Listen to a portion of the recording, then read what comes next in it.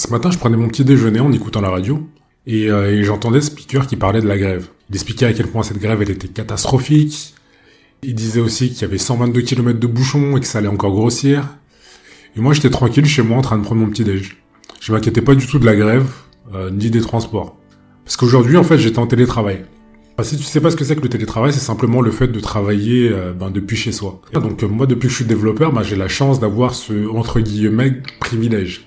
Mais si je te dis ça, c'est pas pour me vanter, c'est simplement que je repensais au fait qu'il y a encore 3 ans en arrière, je travaillais comme conseiller au téléphone pour une entreprise de transport. Enfin, si tu connais un petit peu mon parcours, ça tu le savais déjà. Et que je répondais aux clients mécontents tous les soirs de 22h à 6h du matin. Donc je travaillais de nuit pour un salaire de misère. Et donc je me rappelle d'un soir où justement je devais aller bosser alors que c'était la grève. Donc t'imagines déjà la journée, c'est chaud d'aller bosser quand c'est la grève, mais quand tu travailles de nuit, c'est vraiment une catastrophe le truc. Donc finalement, j'ai dû prendre un bus, un train, un métro, enfin c'était une vraie galère. Mais je suis quand même arrivé à la gare de Saint-Cloud, c'était la gare la plus proche de mon boulot. Mais entre la gare de Saint-Cloud et mon taf, il y avait environ 35 minutes de marche. Donc j'ai fait ces 35 minutes de marche en pleine nuit, c'était au mois de décembre d'ailleurs, je me rappelle, c'était bien au mois de décembre, il devait faire -5, -10. Et finalement, j'ai réussi à arriver au taf avec simplement 10 minutes de retard. Et là, j'étais bien. Je me suis dit, oh, franchement, c'est la grève et j'arrive simplement avec 10 minutes de retard. Donc, je m'attendais à limite une standing ovation de mon manager quand je suis arrivé. Mais non, quand je suis arrivé, le gars, il m'a à peine dit bonjour et il m'a juste lancé. Dépêche-toi de te connecter, il y a plein d'appels là. Franchement, quand il m'a dit ça, j'étais dégoûté. J'étais vraiment dégoûté. Parce que ce boulot, déjà, physiquement, il était difficile. Il était physiquement difficile déjà parce que je travaillais de nuit, mais il était aussi difficile nerveusement parce que je me faisais gueuler dessus toute la nuit. Tu vois, tu dois recevoir des appels des clients mécontents, c'est vraiment... Ça joue sur ton psychique. Mais le pire dans tout ça, le pire dans ce boulot, c'était que je me sentais pas respecté. Je me sentais ni respecté par les clients qui me gueulaient dessus tous les soirs, et je me sentais pas du tout respecté non plus par ma hiérarchie qui me traitait comme un gamin. Pour donner un exemple, tu vois, par exemple, nous, dans les centres d'appel, tu dois demander à ton manager pour aller pisser. T'imagines le truc? Tu dois lever la main comme à l'école. Enfin bref. Et quand tu travailles quand t'as un travail justement où t'es un travail pas qualifié ou peu qualifié, c'est comme ça qu'on te traite.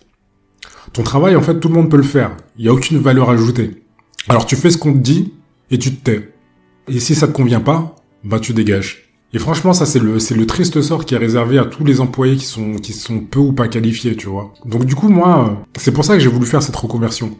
Il y a plein d'autres raisons, tu vois, mais la raison principale, c'était vraiment ça. J'en avais marre d'avoir un travail peu qualifié, j'en avais marre de pas être respecté, et j'ai voulu devenir développeur. Et aujourd'hui, si toi tu regardes cette vidéo, c'est certainement que toi aussi t'as envie de te reconvertir dans le développement. Donc c'est une idée qui te trotte dans la tête depuis un petit moment. Alors si j'ai un conseil à te donner, franchement, passe la première. Vas-y à fond et reconvertis-toi. Parce que moi, aujourd'hui, ma vie, elle a changé. Aujourd'hui, ma vie, elle a changé, j'ai un boulot qui me plaît, j'ai un boulot dont je suis fier. Tu vois, avant quand on me posait la question, qu'est-ce que tu fais comme taf ? Tu sais, c'était un peu compliqué. Limite, je m'y tenais un petit peu, je disais, ouais, mais je travaille dans les assurances, je travaille dans les transports, j'étais vague, tu vois. Parce que je voulais pas dire exactement ce que je faisais, j'avais un peu honte. Mais aujourd'hui, je suis fier de ce que je fais. Et quand on me demande ce que je fais, je dis je suis développeur et je le dis fièrement. Et ce qu'il y a de bien aussi, c'est qu'il n'y a pas une semaine où je reçois pas un message ou un appel d'un recruteur pour me proposer un job. Et qu'aujourd'hui, jour de grève, je peux avoir du télétravail. Alors bien sûr, je te dis pas que tout est rose dans le travail de développeur. Je te dis pas non plus que toutes les boîtes proposent du télétravail.